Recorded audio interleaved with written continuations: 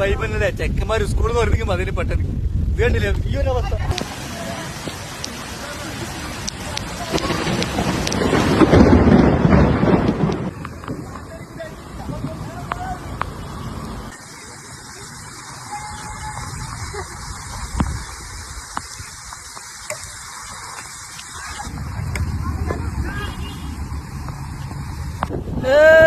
ഇതാണ് beach cricket. Beach football നേരിട്ടില്ലേ, അതുപോലെ beach cricket ആണ്.